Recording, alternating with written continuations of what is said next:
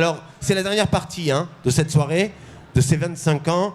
La friche aujourd'hui et ses futurs, c'est bien la question, avec des invités majoritairement extérieurs à la friche. Et nous allons entendre des opérateurs culturels, des acteurs, des autres îlots de ce site et des personnalités de la société civile sur la friche, donc aujourd'hui, ce qu'elle signifie pour eux et les futurs de la friche.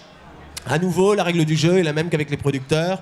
Chacun, chacune, vous aurez 3 minutes pour exprimer votre regard sur la friche à partir d'une seule question. Alors j'allume mon chronomètre. Voilà, c'est parti.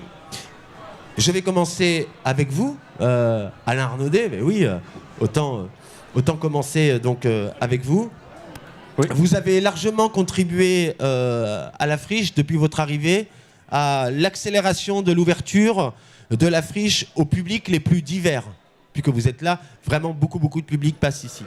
Et dans ce contexte, comment vous posez la question de l'équilibre, au fond, entre une friche ouverte à des événements grand public et une friche aussi de la fabrique, une friche qui demande parfois d'être à l'abri du public ou de tisser des relations avec des plus petits publics. Donc, cet écart ou cette alliance entre grand et petit public, est-ce que c'est pour vous cela la friche aujourd'hui ? Alors, effectivement, à mon arrivée, j'ai proposé une grande ouverture du site à l'ensemble de la population marseillaise, d'abord du quartier bien entendu, mais aussi au-delà, dans toute la ville et la région, mais en même temps tout en conservant la possibilité à toutes les formes d'expression artistique, grandes ou petites, de se produire ici, d'être visible. Et notre mission et notre projet, parce que je pense qu'il y en a un, c'est effectivement de conserver cet équilibre entre l'ouverture très large à tout le monde et la proposition artistique, y compris la plus pointue, la plus exigeante, parce qu'on est un laboratoire, il faut conserver cet esprit du laboratoire, de l'endroit où on fabrique. Et d'ailleurs, cet endroit de fabrique, il est protégé, il n'est pas accessible au public, en tous les cas pas tout le temps, quand on le décide, pour que justement cette ruche puisse être préservée, réfléchir, se concentrer et se poser pour créer. Cette modalité de l'ouverture et de la fermeture, la juste membrane. Jean-François Chounier, bonsoir. Jean-François Chounier, vous êtes président du MUSEM et vous avez également été directeur de Marseille-Provence Capitale 2013. Et donc, à travers ce rôle, vous avez une fonction très importante, disons, dans le développement du projet de la friche, à travers votre rôle de directeur de MP13. Avec la présence des réserves du MUSEM à proximité d'ici, vous êtes un peu frichiste, Jean-François Chounier. Le MUSEM est un peu frichiste. Donc, cette friche n'est-elle pas à la fois dans et hors les murs et comment vous regardez cette friche, finalement, à partir de ce regard presque frichiste ? Effectivement, on a trois raisons d'être proche de la friche. Une histoire commune, c'est évident. Le MUSEM est né de la capitale européenne de la culture. Pour la friche, c'est une étape importante. Ça, je pense qu'on en a beaucoup parlé aujourd'hui, on n'y reviendra pas. Nous, on a une étape, une proximité géographique, c'est ce que vous vous rappelez, c'est-à-dire que les réserves du MUSEM, c'est au bout de la rue. D'ailleurs, on a fait avec la friche et les archives municipales parfois des opérations communes et c'est très intéressant de pouvoir travailler sur le quartier. Puis la troisième, qui est peut-être moins connue, c'est que finalement, le MUSEM a un petit peu quelque chose de la friche, c'est-à-dire que par rapport au projet tel qu'il était initialement conçu, par exemple, l'attention portée aux espaces publics extérieurs, je pense en particulier à la place d'Armes du Fort Saint-Jean, qui n'était quelque chose qui n'existait pratiquement pas dans le projet initial et qui aujourd'hui est un outil que tous les Marseillais connaissent, et pas seulement les Marseillais connaissent très bien. C'est un peu, disons, l'observation de ce qui se passait ici qui a amené et qui nous amènera dans les prochaines années, j'imagine, davantage à travailler justement cette qualité de l'espace gratuit, ouvert au public. Donc c'est en ça que le MUSEM a beaucoup de caractéristiques que n'aucun musée national en France n'a. Il y a vraiment eu une espèce d'injonction d'esprit friche dans le projet MUSEM. Là, vous venez de témoigner de ce que la friche a apporté au MUSEM. Mais qu'est-ce que le MUSEM peut apporter à la friche aujourd'hui ? Ce que la friche voudra y prendre, hein, le MUSEM, c'est un peu c'est l'auberge espagnole. Chacun y apporte son projet et il y est bien accueilli. Il y a la proximité, j'en parlais. C'est évident que dans l'avenir, il faudra retravailler sur recréer des liens entre les 3 îlots de la friche. Ça me paraît un point absolument décisif et qui a été sans doute le point le moins réussi, si je puis dire, de la grande expérience de la friche.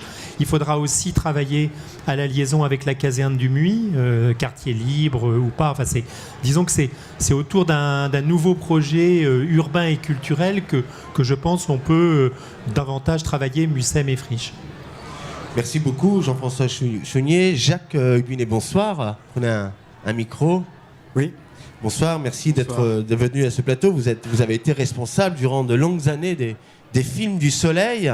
Je suis toujours. Hein. Toujours responsable. Ouais. Et donc vous êtes un acteur essentiel de l'îlot 2. L'îlot qui est à côté. Vous avez montré d'ailleurs qu'il était possible à Marseille de développer une entreprise forte dans ce domaine de l'audiovisuel.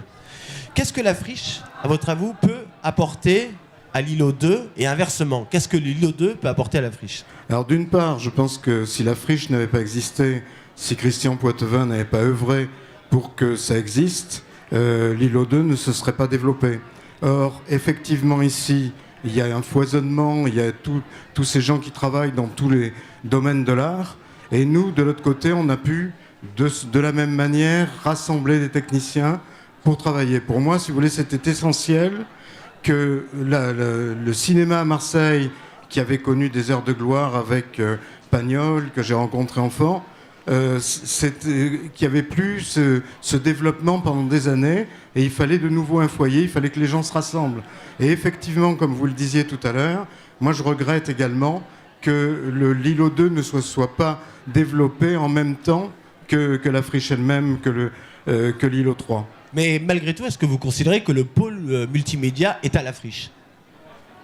Je pense que de toute façon, c'est le pôle multimédia, il a des caractères différents. Je veux dire que de l'autre côté, vous savez qu'on fabrique ce que certains ont appelé poubelle la vie, mais globalement, ça fait travailler énormément de monde. C'est de la télévision, c'est bien fait. Donc, moralité, si vous voulez, c'est deux choses différentes, mais ce sont deux choses qui se complètent. Ça veut dire que vous avez des gens qui se développent dans la technique, d'autres dans l'art, et que peu à peu, les deux se mixent, et c'est ça qui est intéressant. C'est pour ça que je dis que moi, j'ai toujours regretté que les deux pôles ne fonctionnent pas ensemble. Christian Carassou, bonsoir. Bonsoir Christian, vous êtes entrepreneur, fondateur de Mécènes du Sud, au conseil d'administration de Marseille-Provence 2018. Donc une personnalité tout de même de la société civile, mais qui est en relation très forte avec la dynamique artistique et culturelle de notre époque. Vous, comme ça, personne de la société civile, avec cette expérience, comment vous regardez la friche Belle de Mai aujourd'hui?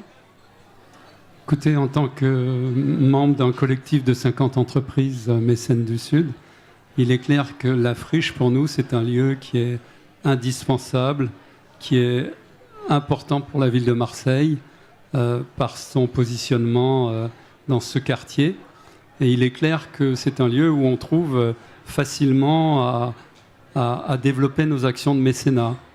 On a aidé l'exposition de Gilles Barbier, on aide Triangle, on est depuis le début dans le financement d'Artorama.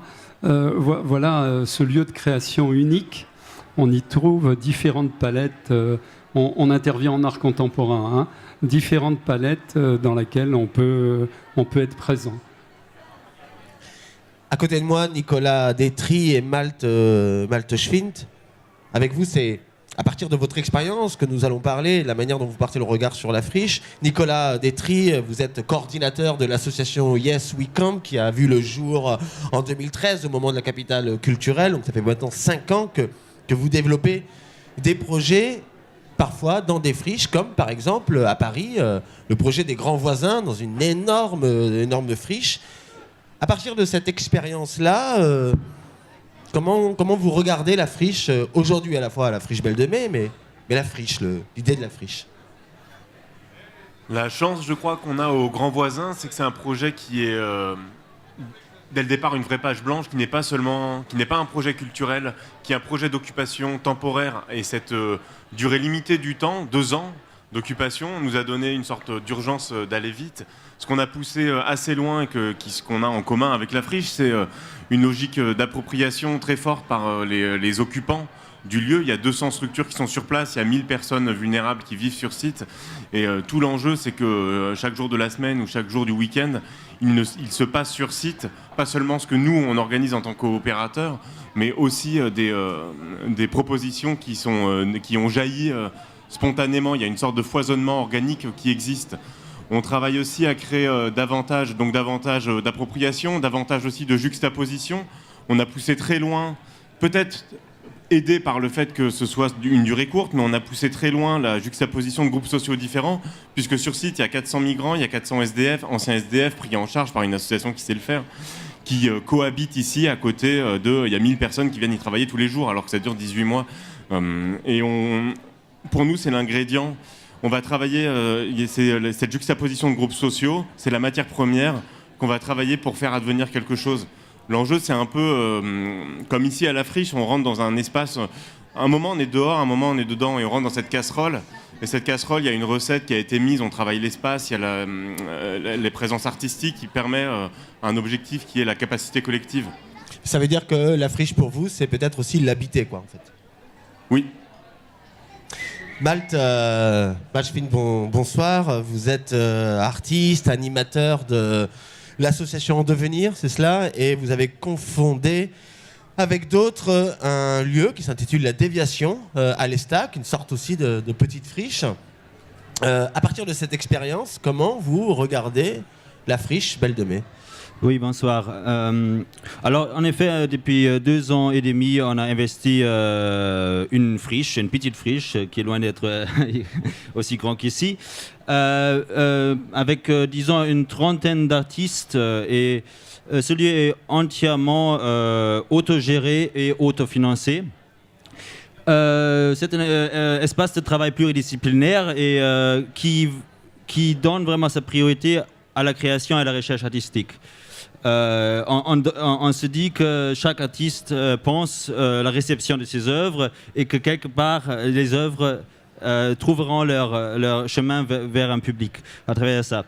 Alors notre autogestion nous sert notamment à renverser régulièrement toutes les institutions qu'on s'est données pour se libérer de l'aliénation dans laquelle elles nous mettent. C'est-à-dire de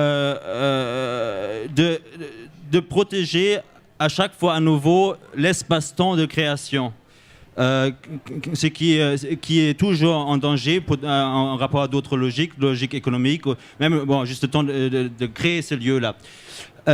Pour aller vite, alors, en tout cas pour aller à la friche de Belle de Mai, J'aurais envie, et je ne sais pas si ce n'est pas la prochaine question déjà, mais d'une certaine manière, disons plutôt, j'ai plusieurs expériences de la friche Belle de Mai. J'y ai travaillé en tant que metteur en scène dans des espaces. Et notamment, j'ai aussi été public par des fois des événements, je vais être un peu polémique voilà, c'est mon rôle peut-être, je sais pas. En tout cas, que parfois je trouve monstrueusement commercial. Et c'est là que je discerne un problème, en tout cas une contradiction, c'est-à-dire par les citations où le temps de création travaille, je cite, à des créations tâtonnantes, inattendues, loin des œuvres formatées par la commande publique ou le marché de la culture, et que parallèlement, on peut avoir l'impression, je parle d'une impression, d'une intuition, que la friche est un acteur principal de l'industrie culturelle. Et je crois que cette contradiction-là, il faut le penser. Et bon, on pourra en parler après pour qu'est-ce que ça va devenir. Je suis pas là évidemment pour répondre ici à la place des autres, mais c'est peut-être cette articulation entre le caché et le ouvert. Hein. C'est que évidemment ce qui est visible, c'est ce caractère des événements, et ce qui est caché, c'est justement la fabrique. Et c'est sans doute cette difficulté, mais on en parlera sans doute dans cette fin de partie, la friche demain. Alors je sais que Moi, il y avait un effectivement, point. Christian Carassou, vous vouliez ajouter une idée à la friche Oui, d'aujourd'hui. parce que pour moi, la friche aussi est un exemple de gouvernance réussie de lieux culturels. Et je pense que le tandem que vous faites, Marc Bollet et Alain, est tout à fait, pour moi, exemplaire de ce que doit être une bonne gouvernance à la tête d'un lieu culturel. Et j'insiste sur un point, je trouve que trop souvent, des structures culturelles sont gérées, sans distinction entre le conseil d'administration et la direction. C'est souvent le copain du directeur, un copain qui devient président, machin. Mais on n'a pas un groupe qui aide le directeur à penser et à réaliser son projet. Peut-être que là, le monde économique pourrait rendre des services en s'investissant, et vous pourriez peut-être dire aux membres des associations qui forment la friche qu'ils devraient aller taper à la porte de chefs d'entreprise sans avoir peur de faire rentrer le loup dans la bergerie. Alors voilà déjà des pistes avancées, que ce soit peut-être ouvrir le collège de la coopérative à des entrepreneurs, peut-être que la question de la friche c'est la question de l'habiter, peut-être que la question de la friche aujourd'hui c'est celle de mettre au centre les effets de l'institution et toujours les défaire, de défaire ces effets, d'avoir cette pensée comme dans la psychothérapie institutionnelle par exemple, où la question de l'institution est au centre. Peut-être que la friche, c'est cette circulation, retrouver le lien avec les îlots, l'îlot 2 ou avec les réserves du MUSEM, donc cette ouverture avec le quartier. Je voudrais qu'on termine sur la friche aujourd'hui avec vous, Marie-Pierre Bouchaudy. Merci d'être avec nous. Vous avez été conseillère au cabinet du secrétaire d'État de Michel Dufour, qu'on a entendu tout à l'heure, lorsque le rapport sur les friches a été produit. Pour le sociologue Philippe Henry, qui a dû nourrir votre travail et qui a notamment participé à l'association Autre part, avec les friches, selon lui, on se trouve à distance d'une théorie autonomiste de la création artistique, qui reste quand même, malgré tout, il est vrai, l'idéologie dominante aujourd'hui, au profit, justement dans les friches, au profit d'une conception plus hétéronome de l'art.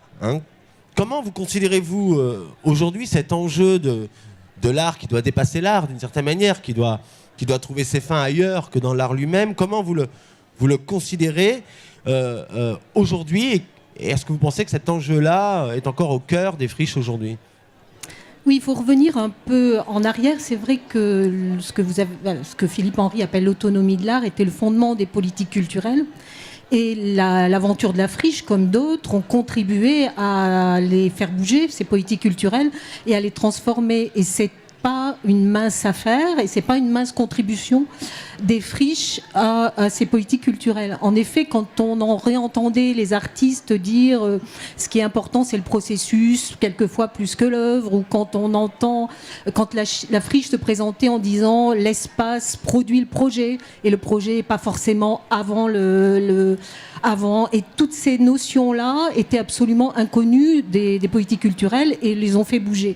Et je crois que ça, c'est très important. Et aujourd'hui, ce qu'on peut voir, et la friche a vraiment apporté une contribution importante, c'est qu'on parle beaucoup d'art et aménagement urbain, par exemple.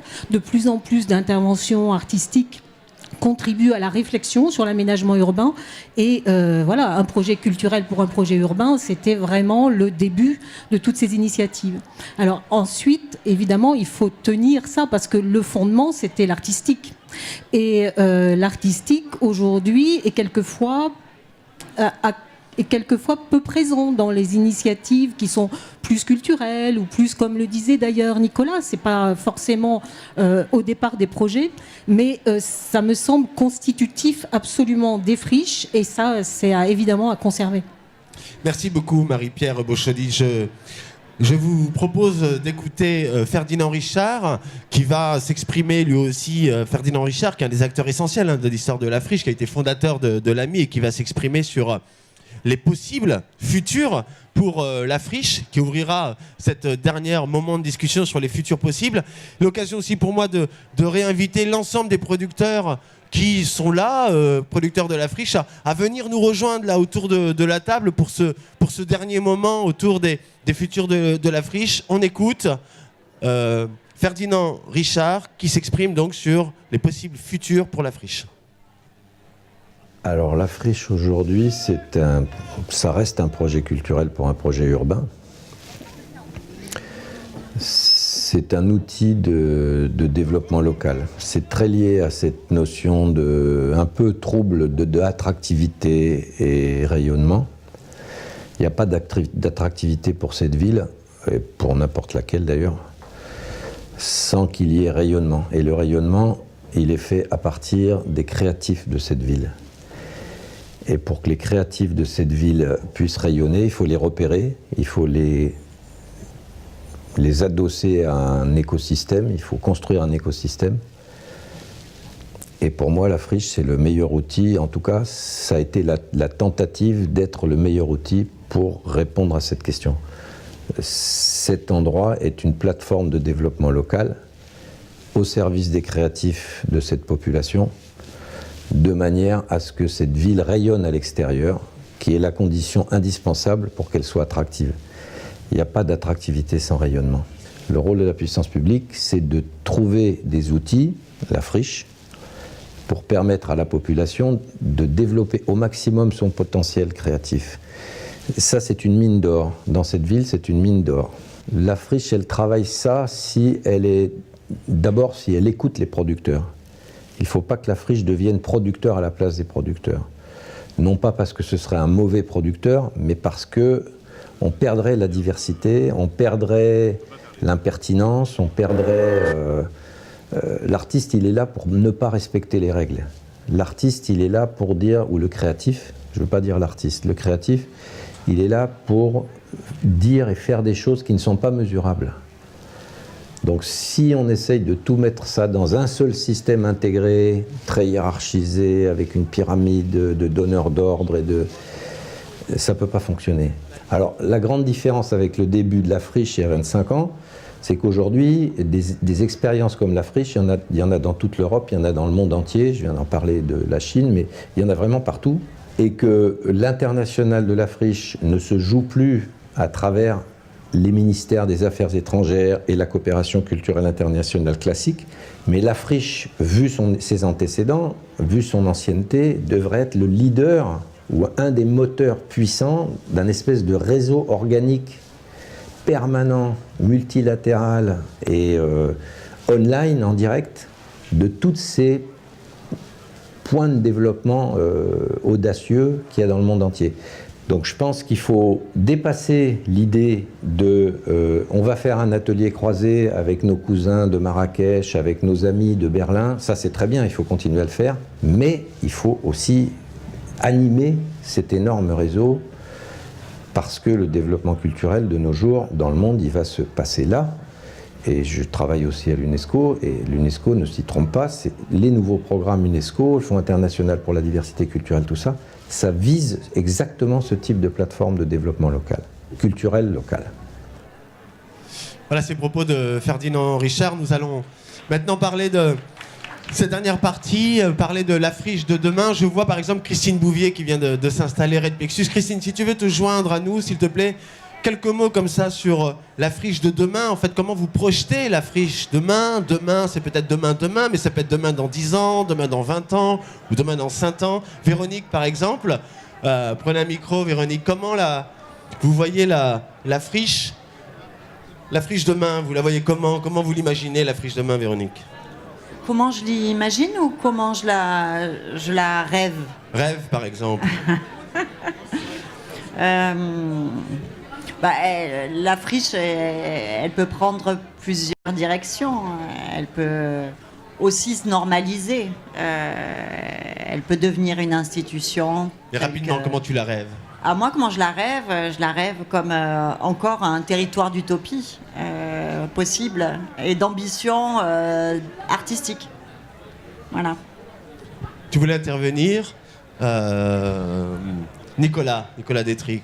La friche, Oui, je pense qu'avec la friche, on peut aller beaucoup plus loin sur la capacité à rendre utile, sur créer des possibilités d'implication des uns et des autres, et rendre utile d'être une machine à transformer le temps disponible de tous les citoyens, de tous les Marseillais qui sont prêts à passer davantage de temps. Il manque cette machine à transformer le temps, et la friche peut l'être.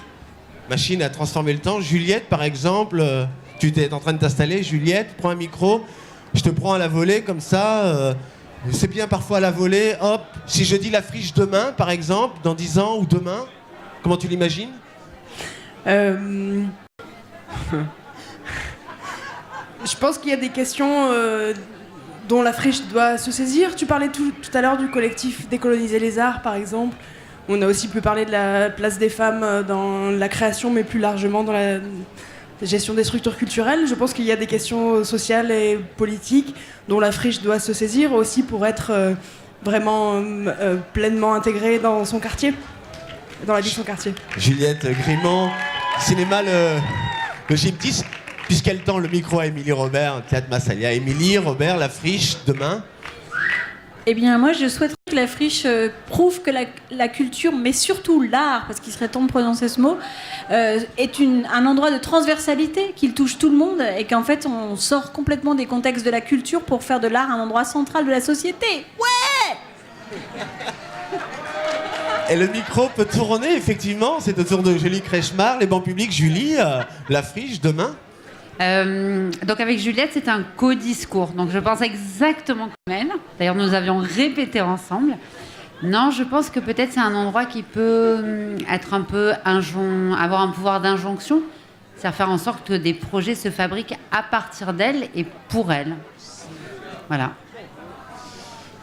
Alors, on va continuer ce tour de table. Par exemple, Philippe Grombert, les Halles de Starbeck. Bonjour. Bonsoir. Vous avez fondé les Halles de Starbeck. Comment vous la voyez-vous, la friche demain, peut-être demain matin, mais demain dans 10 ans ou dans 100 ans? Vous la voyez comment, la friche demain? Oui, surtout dans 100 ans, oui.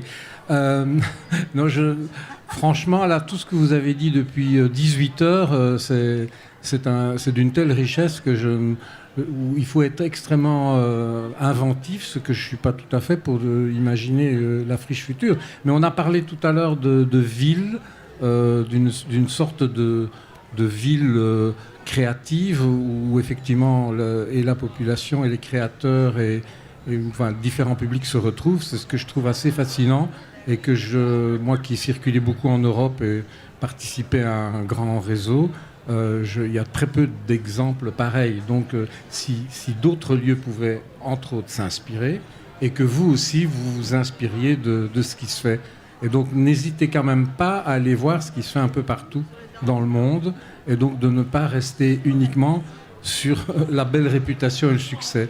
Donc partez à travers le monde pour découvrir d'autres expériences.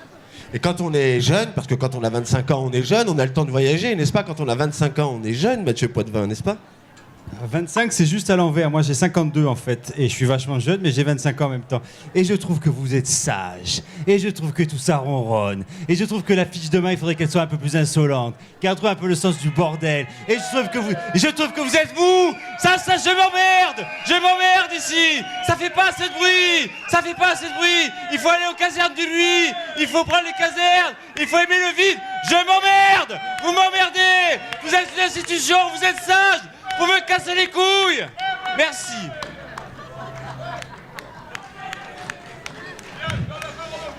Voilà, c'est une manière de projeter la friche. Ferdinand Richard, fondateur de l'AMI, la friche, demain. Alors, je rappelle que j'étais associé à la direction de ce lieu pendant 10 ans, au début, avec le grand privilège de travailler aux côtés de Jean Nouvel et d'avoir travaillé sur ce fameux projet culturel pour un projet urbain. Je ne partage pas les émotions de notre ami Poitvin, le fils. Je veux juste rappeler l'article 1 de la Déclaration universelle des droits de l'homme que tous nos États ont signé, qui dit très clairement « Tous les êtres humains sont égaux en dignité et en droit ». Être égal en dignité, cela veut dire qu'il n'y a pas de culture dominante. Donc je fais un petit écho aussi à nos amis de la diversité culturelle qui regrettent à juste titre, que la diversité culturelle ne soit pas plus présente sur ce plateau. Et dernière intervention, je remercie énormément, comme je l'ai déjà fait, tout le petit personnel de la friche, les gens qui portent le sourire, les momos, les Malika, les shérifs, tous ces gens-là qui, pendant 25 ans, m'ont accueilli tous les matins avec un grand sourire. Donc je trouve que c'est super bien. Le symbole de la friche pour moi, c'est le sourire du petit personnel. Chacun est populiste comme il le peut. Hein. Merci beaucoup Ferdinand. Allez, continuons comme ça. Jean Nouvel, vous venez de nous rejoindre. Pour vous, la friche de demain, Jean Nouvel, à quoi elle peut ressembler, la friche de demain, Jean Nouvel? La friche, c'est une petite ville. Et les villes se font avec le temps et s'enrichissent avec le temps.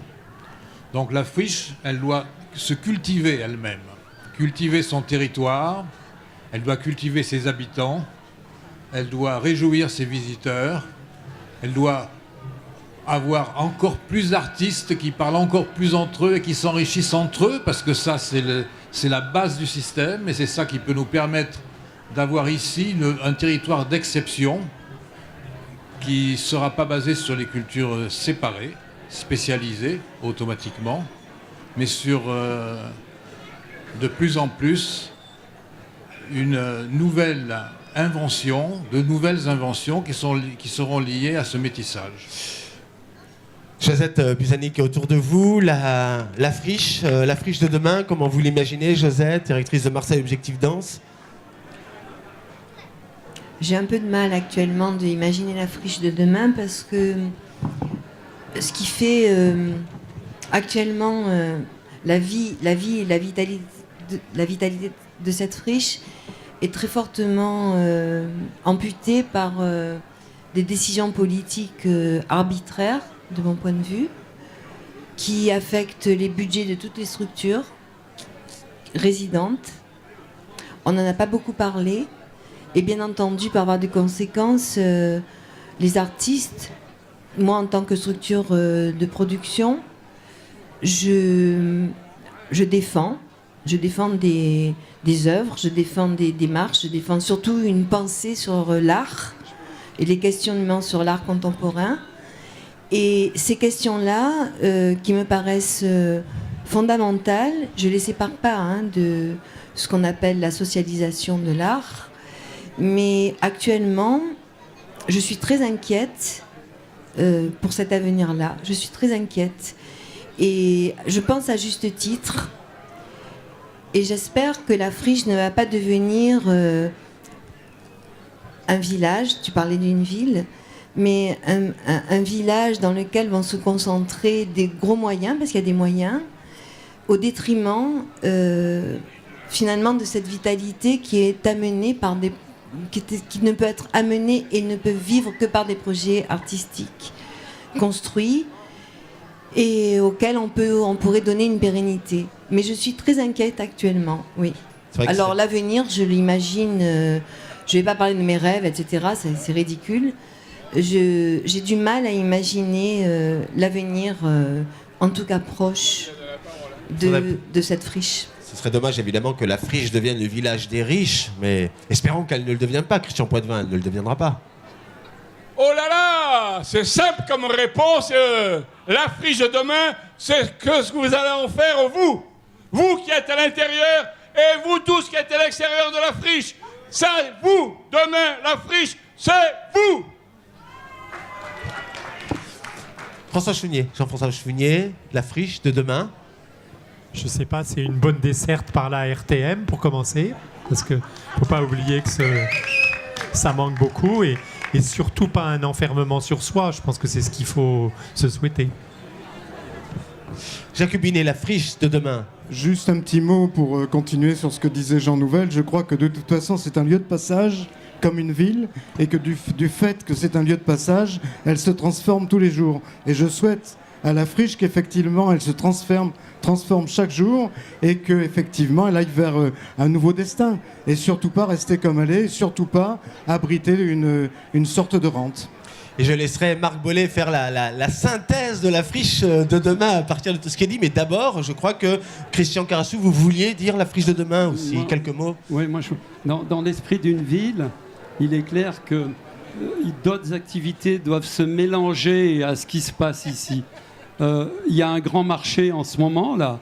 C'est un bon exemple de la ville qui se développe ici à l'intérieur de la friche. Le concept d'alimentation durable est en train d'émerger, et il est en train d'émerger sur la ville de Marseille, ici à la friche de la Belle de Mai. Donc c'est très riche.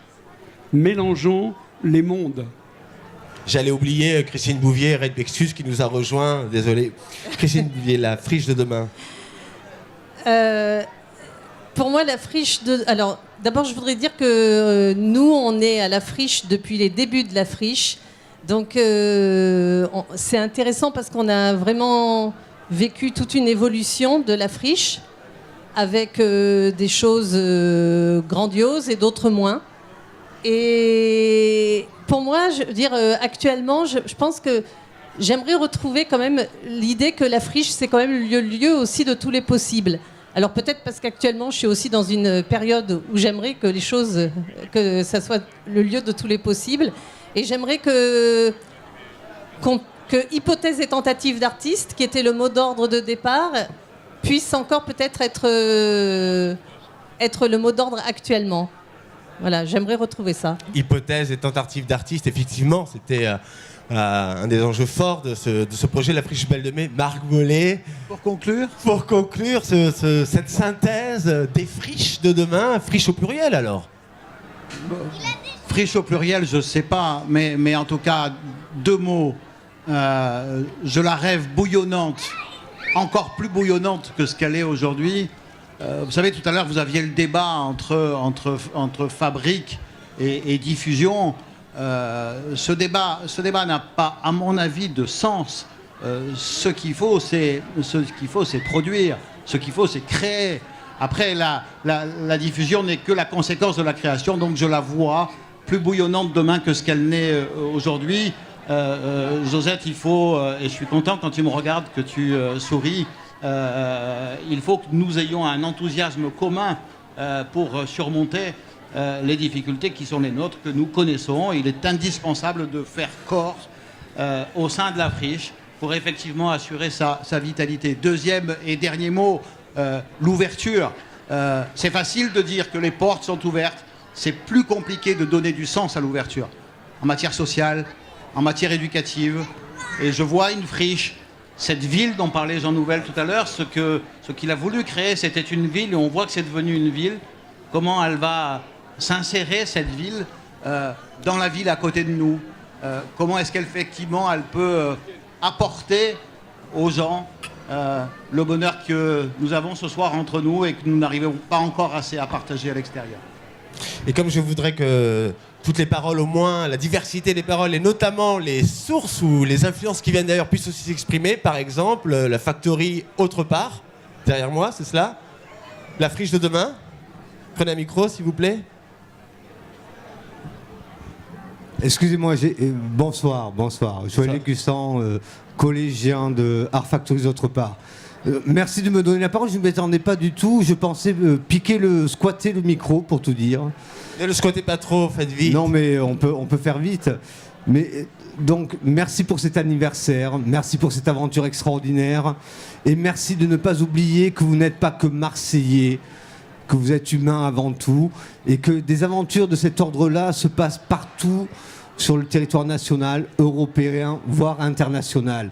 Et que, à un moment donné, c'est bien de vous poser toutes les questions que vous posez et la matière que vous travaillez de cette manière-là, mais que ces aventures-là existent à d'autres endroits, avec d'autres manières, avec d'autres enjeux encore, avec ces notions de commun qui déjà se font digérer dans la manière de les énoncer à d'autres endroits.